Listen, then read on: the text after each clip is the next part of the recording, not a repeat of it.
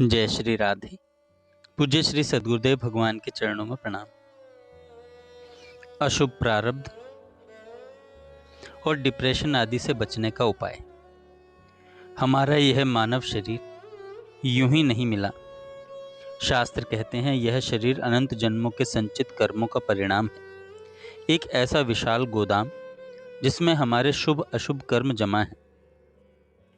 इन्हीं संचित कर्मों में से थोड़ा थोड़ा निकालकर हमारा प्रारब्ध तैयार होता है, जिसे हम इस जन्म में भोगना पड़ता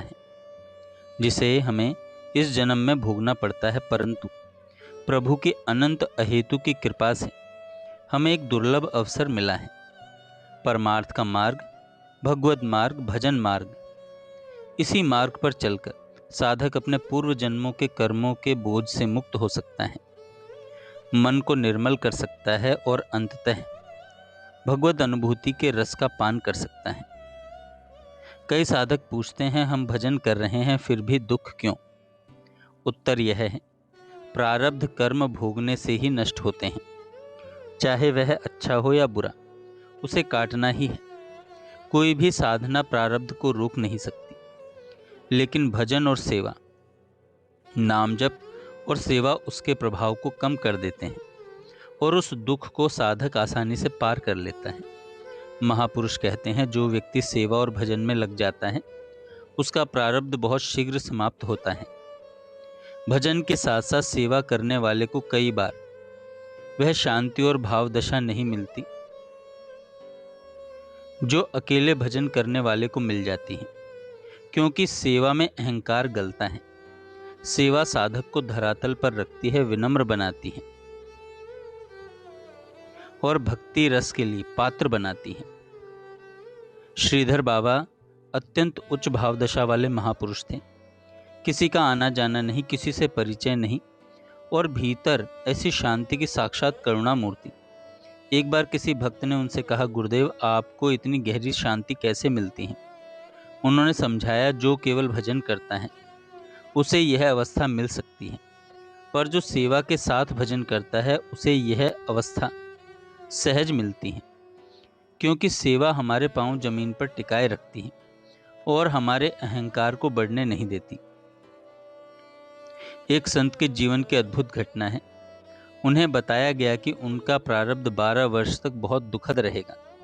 उन्होंने उत्तर दिया, यदि सेवा और नाम जप की शक्ति हो तो 12 वर्ष 24 घंटों में भी कट सकते हैं। और हुआ भी यही। 12 वर्षों का दुख केवल एक दिन में समाप्त हो गया। यह सिद्धांत सबके लिए है। सेवा प्रारब्ध को जलाती है, भजन मन को पवित्र करता है। दोनों मिलकर साधक को शीघ्र गति देते हैं। कई महापुरुषों ने अपनी पहचान छुपाकर सबसे तुच्छ समझे जाने वाले कार्य किए। बाथरूम साफ करना, आश्रम की सफाई करना, झाड़ू लगाना, कुंड की पवित्रता बनाए रखना। अयोध्या के एक सिद्ध संत रात के 2 बजे उठकर आश्रम की शौचालय सफाई करते थे, क्योंकि वे कहते थे अभिमान कहीं न उठे, इसलिए सबसे नीच सेवा सबसे पहले मैं करूं। हम सबके पास एक शरीर है। यह शरीर शुभ कर्म भी कर सकता है और अशुभ भी। यदि हम इस शरीर को सेवा में लगा दें तो प्रारब्ध जल्दी समाप्त होता है, मन शांत होता है, बुद्धि स्थिर होती है। भजन में गहराई, विकारों से रक्षा, डिप्रेशन, चिंता, उद्वेग से मुक्ति। नाम इतना शक्तिशाली है कि किसी ग्रह, नक्षत्र, व्यक्ति, स्थिति की शक्ति भी उसके सामने कुछ नहीं कर सकती। गोस्वामी तुलसीदास जी कहते हैं, जो गुरु की आज्ञा टालता है उसका प्रारब्ध उसे चैन नहीं लेने देता। जब तक साधक अपने मन की चलाता है तब तक प्रारब्ध उसे परेशान करता रहता है, पर जब मन कहता है मैं कुछ नहीं जानता, जो गुरुदेव कहें वही करूँगा, तभी साधना सरल हो जाती है। सच्चे संतों के हृदय में यह भाव होता है, सब मुझसे श्रेष्ठ हैं, मैं सबसे नीच हूँ। इसी भाव से भजन रस मिलता है। इसी से भीतर का अभिमान टूटता है। इसी से मन निर्मल होता है। इसी से भगवत चेतना हमारे अंदर उतरती है। प्रेम मार्ग में पाने की इच्छा नहीं, खुद को देने की इच्छा होती है। यहाँ साधक यही कहता है, प्रभु मुझे धर्म क्या है, परमार्थ क्या है, कुछ नहीं पता। मैं आपकी शरण आया हूँ, आप बताइए मैं क्या करूँ।